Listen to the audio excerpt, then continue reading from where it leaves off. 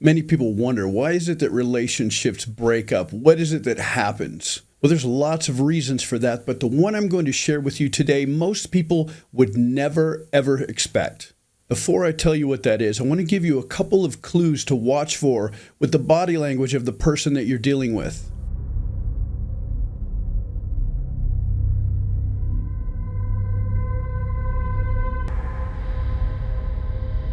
Pay special attention if your partner does the eye roll when you're speaking, not just when you're one-on-one, but specifically if you are with other people. If you're speaking and they begin rolling their eyes, this is a very dismissive behavior. Another one to be mindful of is if you are with your partner and you're sitting next to each other, if one turns away from the other one, creating space, maybe puts their hand up here, kind of ignores you, and begins talking like this, but never really wants to engage you. That's another way that people begin to pull away by creating their own space. Another thing to watch for is if they simply are dismissive over anything that you say. If you try to contribute something to a conversation, and if you feel dismissed, if you feel invisible, if you feel not seen, there's a problem. Now, what I just shared with you is probably pretty obvious.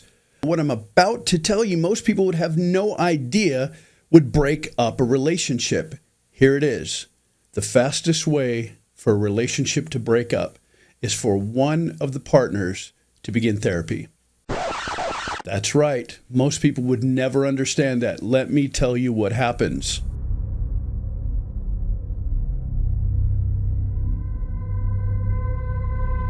First of all, men in general will only seek therapy in about 15% of cases. Women are 2 to 3 times more likely to seek out therapy and look for help. Men are very reticent to do this. And because of this, what happens is the one person who is going to therapy and beginning to unpack their problems and beginning to work through their issues is getting healthier, and the other person is not. That creates a space. And what happens here is really unusual because you probably wouldn't expect this, but many times the great strides that are made by the person that's getting better are only temporary. And the reason why is that most relationships will seek what's called homeostasis. So a simple lookup of homeostasis will tell you what it is.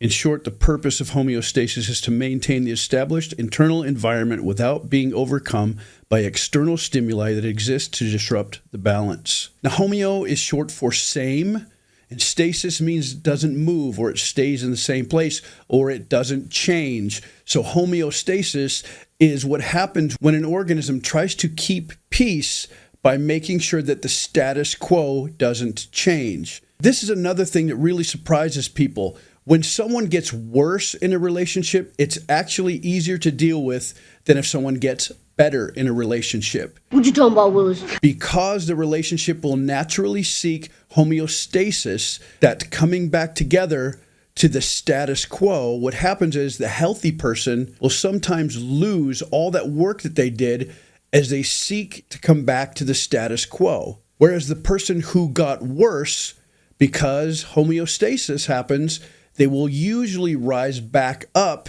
to seek the status quo. So believe it or not, the person who gets better, if it's only one, will likely revert. And the person who gets worse, if it's only one, will likely revert to the status quo. I could give you a laundry list of couples that I've done therapy with for years, where one person really wants it to work and the other person is there because it feels like they've got a gun to their head. It's the couples where both people are really trying to make it work that have the most success. This is why oftentimes when therapy or counseling fails, they blame the counselor or they blame the process, but truly, the blame generally lies on the person who was only there to stop the argument and didn't have any interest in getting any healthier. Now, I'm going to throw a curveball at you. If you've ever been in a codependent relationship, this could even add another wrinkle to the problem, because oftentimes someone who's codependent will see the person that gets worse as a project. And as long as they're worse, there's a project to work on. So this can even lead to a deeper level of psychological problems that you wouldn't expect. You ready for the kicker? If you're in a relationship where one person, say, is an addict, maybe has an alcohol issue, the relationship is not in as much trouble when the alcoholic is being the alcoholic as it is when the alcoholic gets cured or gets sober. Because if this is in a codependent relationship, now there's no longer anyone to blame the problems on. Because as long as they've got issues, the person with the codependence will always have a reason to say, if they just wouldn't drink as much, life would be so much better. If they just didn't have so many problems, I could be here with my career, or I could be here in our relationship. They may say something like this: I will do whatever it takes to get you sober. So this becomes a problem in and of itself for people with codependent tendencies. I realize that it sounds very counterintuitive for someone to think that if someone gets better, all of a sudden things might get worse. But that's the truth, and statistics don't lie. This is why it's always better to try to assess these types of situations before you get into a committed relationship. If you know what you're getting into, then you know what to prepare for. So keep your eyes peeled the next time that your partner does the eye roll when you are around other people, when it's a way to dismiss you or to make you look smaller. If you're still here, do me a favor, click on one of these other videos, and I will be back very soon in another video.